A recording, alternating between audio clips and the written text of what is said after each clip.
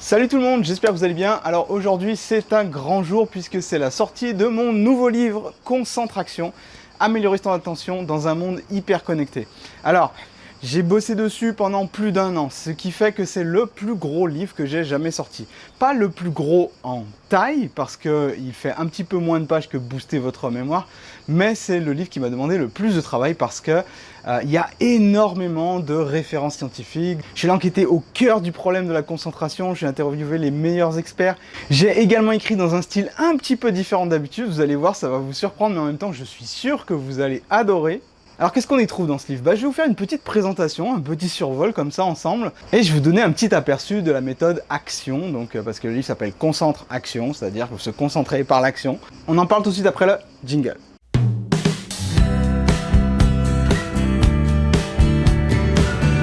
Alors le chapitre 1, c'est un peu le chapitre d'introduction que j'ai appelé Guide de survie dans un monde zombie.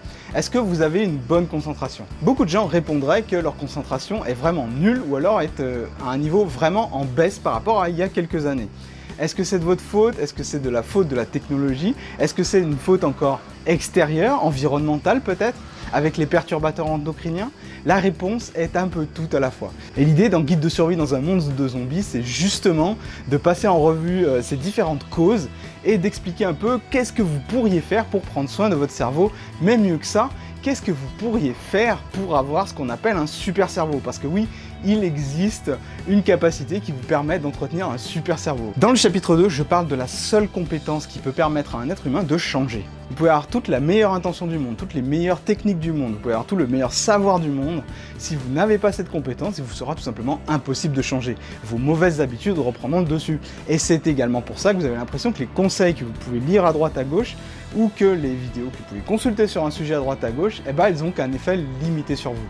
Cette compétence, ça s'appelle l'auto-observation, et l'auto-observation, ça va vous aider à devenir quelqu'un de meilleur, et ça va surtout vous aider à tenir vos habitudes. Alors, combien exactement dure votre concentration? Est-il possible de l'améliorer? Comment faire pour y parvenir? Je traite tout ça dans le chapitre changement, parce qu'une fois que vous êtes auto-observé, une fois que vous êtes capable de changement, le but c'est évidemment de changer. Le but c'est d'avoir une meilleure concentration, d'être capable de rester focalisé plus longtemps sur les choses que vous avez à faire, d'être capable de moins vous laisser distraire. Et donc dans ce chapitre, j'aborde tout un tas de petites techniques qui vont vous aider dans ce sens. Et la grande nouveauté, c'est que je fais intervenir un deuxième personnage. C'est-à-dire qu'il n'y a pas que moi qui parle dans le livre, il y a un deuxième personnage. Ce deuxième personnage, ça pourrait être vous. C'est tout simplement la synthèse de toutes les personnes que j'accompagne en coaching, toutes les personnes que j'accompagne depuis maintenant des années. C'est les problématiques qui reviennent, comment je fais pour rester concentré alors que ça fait des années que j'ai plein de bonnes intentions, mais tout de suite je me lance, j'ouvre une page internet et après ça n'a plus de fin, je me mets au travail, c'est vraiment trop tard, ou alors je me mets au travail qu'en fin de semaine si je suis indépendant. Plein de petites situations qui font que c'est très difficile de trouver la concentration et surtout de la maintenir à long terme. Si vous êtes dans un métier créatif, il est également de plus en plus difficile de faire durer vos périodes de création. Elles sont de plus en plus morcelées, elles prennent de plus en plus de temps à arriver et vous avez du mal à la faire durer quand vous avez une bonne idée par exemple. Pour les étudiants, ça se manifeste par le fait de travailler toujours à la dernière minute et pas vraiment de bonne qualité. Donc comment faire pour travailler de bonne qualité? Une petite technique d'ailleurs, je l'aborde dans le livre, mais c'est vraiment un basique de chez Basique, c'est que pour faire du travail de qualité, vous n'avez pas besoin de travailler plus, vous avez besoin de travailler de manière plus concentrée et surtout sans la moindre interruption. Donc une des techniques consiste à vous mettre un timer, et durant ce timer, vous refusez absolument toutes sortes de distractions possibles, que ce soit les fonds sonores, que ce soit le smartphone à côté de vous avec les notifications, que ce soit une page internet ouverte, que ce soit des conversations à côté de vous. C'est vraiment une période dans laquelle vous allez vous concentrer exclusivement sur votre travail et avec un objectif précis.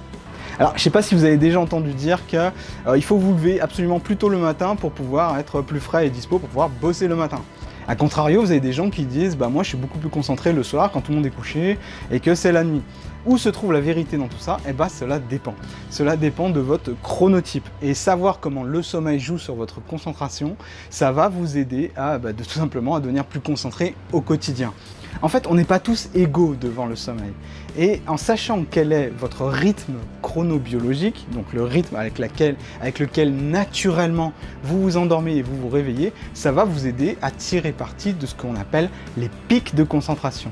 Il y a quelque part dans la journée des moments dans lesquels vous êtes naturellement beaucoup plus concentré que d'autres. Et le problème, c'est que les gens essayent de travailler dans les périodes où ils sont le moins concentrés. Dans le chapitre 5, je vous parle plus particulièrement de ma méthode ACTION, A-C-T-I-O-N, parce que chaque première lettre correspond à une phase d'un plan d'action. De la raison de pourquoi vous faites les choses, à la clarté de vos objectifs lorsque vous en avez, tout à la remotivation lorsque vous avez des coups de mou, parce que la concentration à long terme, c'est pas quelque chose qui est stable, c'est quelque chose qui va beaucoup varier en vous. En connaissant votre plan d'action, vous allez pouvoir vous concentrer et surtout vous reconcentrer lorsque vous avez des baisses de motivation. Je parle également d'un concept qui n'est jamais traité ou presque jamais dans les livres de développement personnel ou dans les livres d'experts sur le sujet, c'est le concept d'optimisation, parce que c'est une part essentielle de votre motivation. Optimisation, motivation, qu'est-ce que ça veut dire?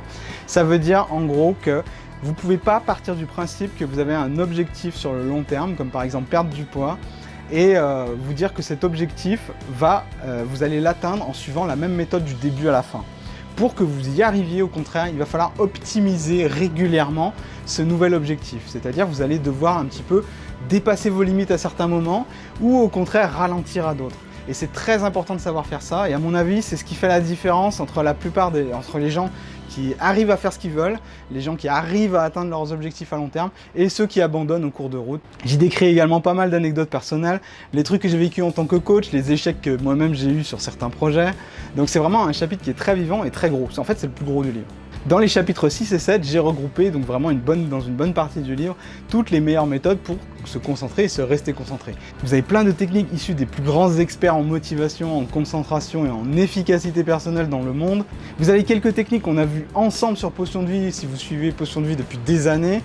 Et enfin, vous avez énormément de techniques qu'on a expérimentées avec les membres de Concentraction. Donc c'est la liste de ceux qui ont suivi le projet du livre du début à la fin jusqu'à aujourd'hui. Donc des techniques qui ont montré leur efficacité, des techniques, c'est vous-même qui les avez testées. Donc j'ai compilé tout ça dans le livre. Voilà, j'ai vraiment mis tout de moi dans ce livre. C'est le livre dans lequel je suis le plus fier parce que c'est le livre qui m'a demandé le plus de travail et je suis vraiment content du résultat. Alors comment on fait pour en profiter?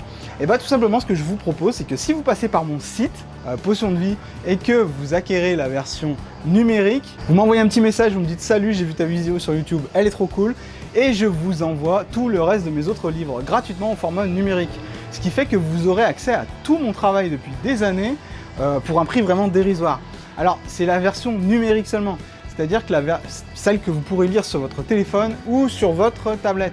Parce que la version papier, c'est pas moi qui la crée physiquement. Également, en passant par mon lien, vous aurez accès à des bonus spécifiques au livre. Ces bonus sont sous forme de vidéos, de formations. Vous aurez accès à une formation, vous aurez également accès à mes dernières conférences. Vous allez voir que vous allez vraiment kiffer. Alors si vous êtes intéressé, je vous mets les liens directement dans la description pour que vous puissiez bénéficier de l'offre directement sur mon site. Nous sommes en été 2019, ça dépend à quel moment vous lisez cette vidéo, mais je vais peut-être pas maintenir la promotion tout le temps, quoi. Donc voilà. Voilà, c'était Jean-Yves, j'espère que cette vidéo vous aura plu. On revient la semaine prochaine avec un autre défi pour continuer notre série défi mémorisation de l'été, programme d'entraînement, et je continuerai également la série les 3 meilleurs livres pour... Parce que c'est des vidéos que vous adorez et voilà, je pense que c'est un très bon contenu pour l'été, quelque chose qui va bien et qui change un petit peu d'ordinaire. Je vous dis à bientôt pour la prochaine vidéo. Salut!